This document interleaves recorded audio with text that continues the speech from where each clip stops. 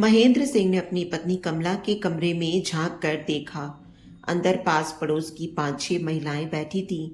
वे न केवल कमला का हालचाल पूछने आई थीं, बल्कि उससे इसलिए भी बतिया रही थी कि उसकी दिलजोई होती रहे।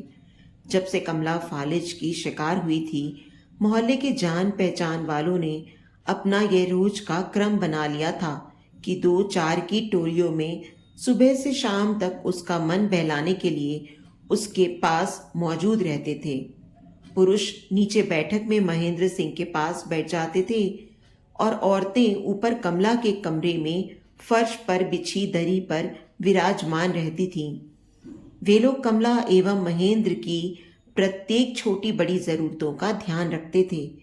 महेंद्र को पिछले 3-4 महीनों के दौरान उसे कुछ कहना या मांगना नहीं पड़ा था। आसपास मौजूद लोग मुंह से निकलने से पहले ही उसकी जरूरत का एहसास कर लेते थे और तुरंत इस तरह उसकी पूर्ति करते थे मानो वे उस घर के ही लोग हों। उस समय भी 2 औरतें कमला की सेवा टहल में लगी थीं। एक स्टोव पर पानी गर्म कर रही थी ताकि उसे रबर की थैली में भरकर कमला के सुन्न अंगों का सेक किया जा सके। दूसरी औरत कमला के सुन्न हुए अंगों की मालिश कर रही थी ताकि पुट्ठों की अकड़न व पीड़ा कम हो। कमरे में झांकने से पहले महेंद्र सिंह ने सुना था कि कमला वहां बैठी महिलाओं से कह रही थी, तुम देखना, मेरा नीरज मेरी बीमारी का पत्र मिलते ही दौड़ा दौड़ा चला आएगा। लाठी मारे से पानी जुदा थोड़ी ही होता है। माँ का दर्द उसे नहीं आएगा तो किसको आएगा। मेरी यह दशा देखकर वह मुझे पीठ पर उठाए उठाए फिरेगा, तुरंत मुझे दिल्ली ले जाएगा और बड़े से बड़े डॉक्टर से मेरा इलाज कराएगा। महेंद्र के कमरे में घुसते ही वहां मौन छा गया था। कोई महिला दबी जबान से बोली थी, चलो किसको यहां से निठल्लियो, मुंशी जी चाची से कुछ जरूरी बातें करने आए हैं। देखते देखते वहां बैठी स्त्रियां उठकर कमरे के दूसरे दरवाजे से निकल गईं। महेंद्र ऐनक ठीक करता हुआ कमला के पलंग के समीप पहुंचा। उसने बिस्तर पर लेटी हुई कमला को ध्यान से देखा। शरीर के पूरे बाएं भाग पर पक्षाघात का असर हुआ था। मुंह पर भी हल्का सा टेढ़ापन आ गया था और बोलने में जीभ लड़खड़ाने लगी थी। महेंद्र कमला से आंखें चार होते ही जबरदस्ती मुस्कुराया और पूछा, नए इंजेक्शनों से कोई फर्क पड़ा? हाँ जी, दर्द बहुत कम हो गया है, कमला ने लड़खड़ाती आवाज में जवाब दिया और बाएं हाथ को थोड़ा ऊपर उठाकर बताया, ये देखो, अब तो मैं हाथ को थोड़ा हरकत दे सकती हूँ। पहले तो दर्द के मारे जोर ही नहीं दे पाती थी। और टांग? ये तो बिल्कुल पथरा गई है। जाने कब तक मैं यूं ही अपंगों की तरह पलंग पर पड़ी रहूंगी। बीमारी आती हाथी की चाल से है और जाती चींटी की चाल से है। देखो, 3 महीने के इलाज से कितना मामूली अंतर आया है, लेकिन अब मैं तुम्हारा और इलाज नहीं करा सकता। सारा पैसा खत्म हो चुका है, तमाम जेवर भी ठिकाने लग गए हैं। बस 50 रुपए और तुम्हारे 6 तोले के कंगन और चूड़ियां बची हैं। हाँ, कमला ने लंबी सांस ली। तुम तो पहले ही बहुत सारा रुपया नीरज और उसके बच्चों के लिए यह घर बनाने में लगा चुके थे, पर वे नहीं आए। अब मेरी बीमारी की सुनकर तो आएंगे, फिर मेरा नीरज रुपयों का ढेर। नहीं, मैं और इंतजार नहीं कर सकता। महेंद्र बाहर जाते हुए बोला, तुम इंतजार कर लो अपने बेटे का। मैं डॉक्टर बिहारी के पास जा रहा हूं कंपाउंडर की नौकरी के लिए। तुम करोगे वही जो तुम्हारे मन में होगा, कमला चिढ़कर बोली। आने दो नीरज को, 1 मिनट में छुड़वा देगा वह तुम्हारी नौकरी। आने तो दे, महेंद्र बाहर निकलकर जोर से बोला। लो, सलमा बाजी और उनकी बहुएं आ गई हैं तुम्हारी सेवा को। हाँ हाँ, तुम जाओ, मेरी सेवा करने वाले बहुत है यहाँ। पूरा मोहल्ला क्या, पूरा कस्बा मेरा परिवार है। अच्छी थी तो मैं इन सब के घरों पर जाकर सिलाई कढ़ाई सिखाती थी। कितना आनंद आता था दूसरों की सेवा में। ऐसा सुख तो अपनी संतान की सेवा में भी नहीं मिलता था। हाँ कमला भाभी। सलमा ने अपनी दोनों बहुओं के साथ कमरा में आकर आदाब किया और कमला की बात के जवाब में बोली, तुमसे ज्यादा मुंशी जी को मजा आता था दूसरों की खिदमत में। अपनी दवाओं की दुकान लुटा दी दीन दुखियों की सेवा में। डॉक्टरों का धंधा चौपट कर रखा था इन्होंने। कहते थे नीरज हजारों रुपया महीना कमाता है, अब मुझे दुकान की क्या जरूरत है। बस गरीबों की खिदमत के लिए ही खोल रखी है, वरना घर बैठकर आराम करने के दिन हैं। ठीक कहती हो बाजी। कमला का कलेजा फटने लगा। क्या दिन थे वे भी। कैसा सुखी परिवार था हमारा। कभी महेंद्र और कमला का परिवार बहुत सुखी था। दुख तो जैसे उन लोगों ने देखा ही नहीं था। जहां आज शानदार नीरज निवास खड़ा है, वहां कभी 2 कमरों का एक कच्चा पक्का घर था। महेंद्र का परिवार छोटा सा था, पति पत्नी और इकलौता बेटा नीरज। महेंद्र की स्टेशन रोड पर दवाओं की दुकान थी, जिससे अच्छी आय थी। उसी आय से उन्होंने नीरज को उच्च शिक्षा दीक्षा दिलाकर इस योग्य बनाया था कि आज वह दिल्ली में मुख्य इंजीनियर है। अशोक विहार में उसकी लाखों की कोठी है। वह देश का हॉकी का जाना माना खिलाड़ी भी तो था। बड़े बड़े लोगों तक उसकी पहुंच थी और आए दिन देश की विख्यात पत्र पत्रिकाओं में उसके चर्चे होते रहते थे। नीरज ने दिल्ली में नौकरी मिलने के साथ ही अपनी एक प्रशंसक शिल्पा से शादी कर ली थी। महेंद्र व कमला ने सहर्ष खुद दिल्ली जाकर अपने हाथों से यह कार्य संपन्न किया था। शिल्पा न केवल बहुत सुंदर थी, बल्कि बहुत धनवान एवं कुलीन घराने से थी। बस यहीं वे चूक गए। चूंकि शादी नीरज एवं शिल्पा की सहमति से हुई थी, इसलिए वे महेंद्र और कमला को अपनी हर बात से अलग रखने लगे। यहाँ तक कि शिल्पा शादी के बाद सिर्फ एक बार अपनी ससुराल नसीराबाद आई थी। फिर वह उन्हें गंवार और उनके घर को जानवरों के रहने का तबेला कहकर दिल्ली चली गई थी। पिछले 15 वर्षों में उसने कभी पलटकर नहीं झांका था। महेंद्र और कमला पहले तो खुद भी खिंचे खिंचे रहे थे, लेकिन जब उनके पोता और पोती शिखा और सुदीप हो गए तो वे खुद को ना रोक सके। किसी न किसी बहाने वे बहू बेटे के पास दिल्ली पहुंच जाते। नीरज और शिल्पा उनका स्वागत करते, उन्हें पूरा मान सम्मान देते, लेकिन 2-4 दिन बाद वे अपने बड़प्पन के अधिकारों का प्रयोग शुरू कर देते। उनके निजी जीवन में हस्तक्षेप करना शुरू कर देते। वे उन्हें अपने फैसले मानने और उनकी इच्छा अनुसार चलने पर विवश करते। यही बात बिगड़ जाती, संबंध बोझ लगने लगते और छोटी छोटी बातों को लेकर कहा सुनी इतनी बढ़ जाती कि महेंद्र और कमला को वहां से भागना पड़ जाता। कमला और महेंद्र आखिरी बार शिल्पा के पिता की मृत्यु पर दिल्ली गए थे। तब शिखा और सुदीप क्रमशः 10 और 8 वर्ष के हो चुके थे। उनके मन में हर बात को जानने और समझने की जिज्ञासा थी। उन्होंने दादा दादी से बार बार आग्रह किया था कि वे उन्हें अपने कस्बे ले जाएं, ताकि वे वहां का जीवन व रहन सहन देख सकें। नीरज के दिल में माँ बाप के लिए बहुत प्यार व आदर था।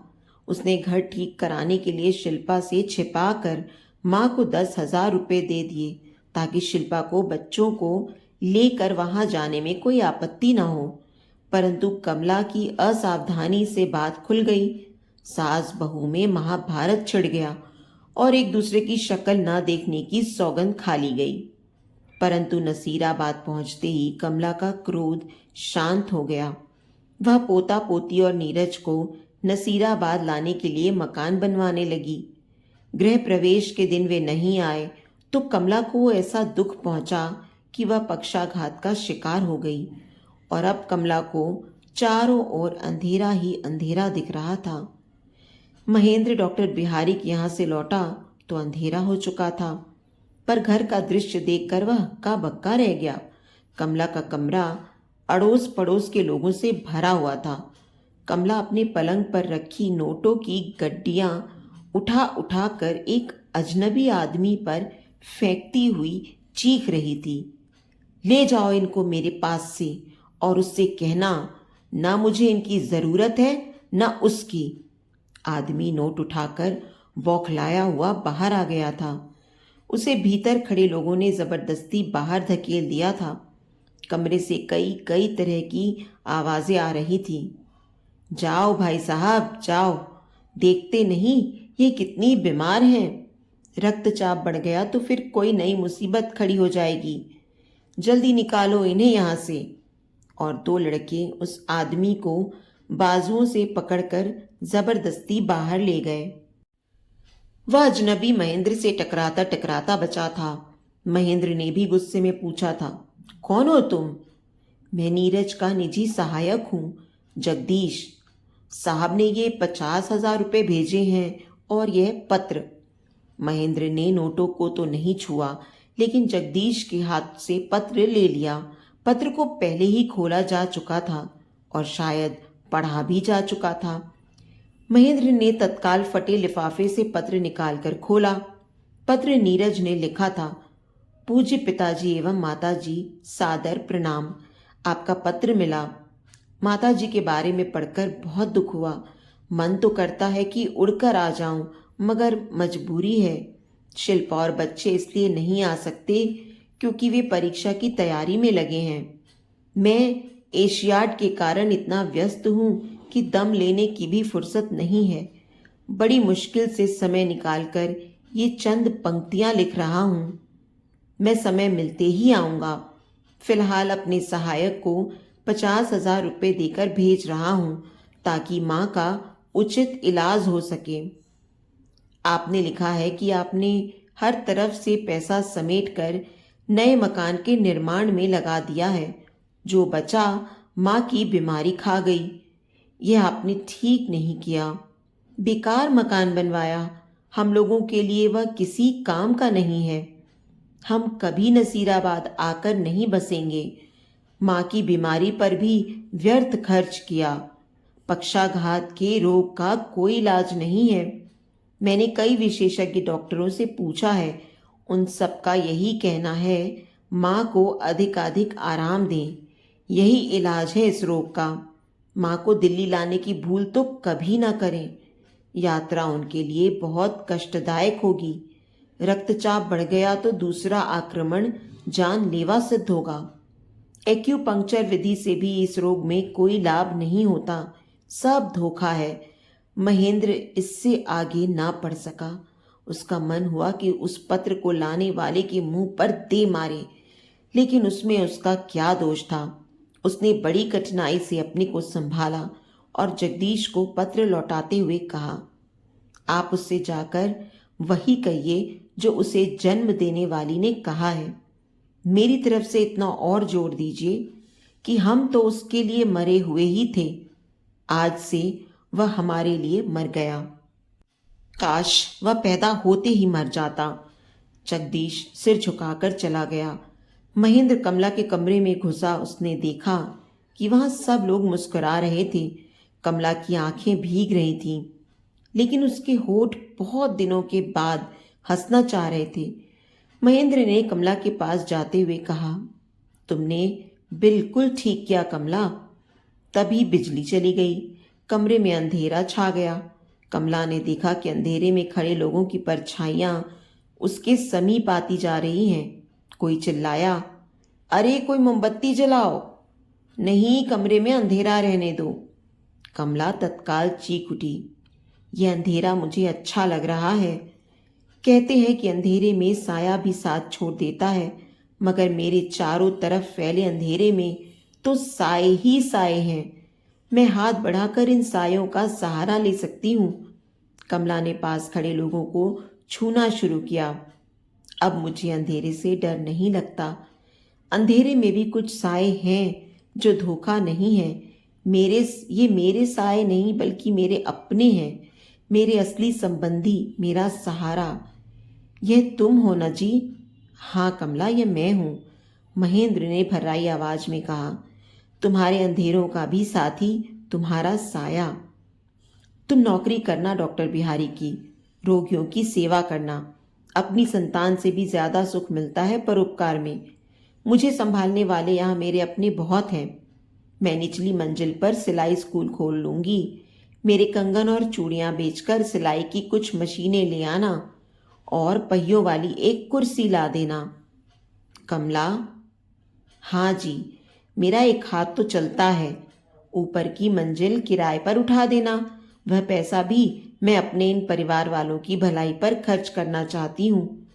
हमारे मरने के बाद हमारा जो कुछ है इन्हें ही तो मिलेगा। एकाएक बिजली आ गई। कमरे में उजाला फैल गया। सबके साथ महेंद्र ने देखा था कि कमला अपने एक हाथ पर जोर लगाकर उठ बैठी थी। इससे पहले वह सहारा देने पर ही बैठ पाती थी। महेंद्र ने खुशी से छलकती आवाज में कहा, कमला, तुम तो बिना सहारे के उठ बैठी हो। हाँ, इंसान को झूठे सहारे ही बेसहारा करते हैं। मैं इस आशा में पड़ी रही कि कोई आएगा, मुझे अपनी पीठ पर उठाकर ले जाएगा और दुनिया के बड़े से बड़े डॉक्टर से मेरा इलाज कराएगा। मेरा यह झूठा सहारा खत्म हो चुका है। मुझे सच्चा सहारा मिल चुका है, अपनी हिम्मत का सहारा। फिर मुझे किस बात की कमी है? मेरा इतना बड़ा परिवार जो खड़ा है यहाँ, जो जरा से पुकारने पर दौड़कर मेरे चारों ओर इकट्ठा हो जाता है। यह सुनकर महेंद्र की छलछलाई आंखें बरस पड़ी। उसे रोता देखकर वहां खड़े लोगों की आंखें भी गीली होने लगी।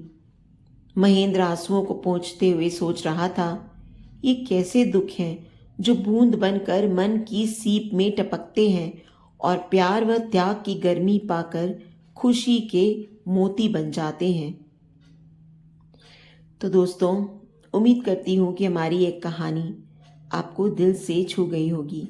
अगर इस कहानी ने आपके दिल में कोई कोना जगाया हो तो प्लीज़ इस वीडियो को लाइक करें और इसे अपने दोस्तों और परिवार के साथ भी शेयर करें। अगर आप हमारे चैनल पर नए हैं तो इसे सब्सक्राइब करना बिल्कुल ना भूलें और हाँ, नोटिफिकेशन बेल को ज़रूर दबाएं ताकि हमारी अगली कहानी का अपडेट सबसे पहले आपको मिले। आपके प्यार और समर्थन का हमेशा इंतज़ार रहेगा।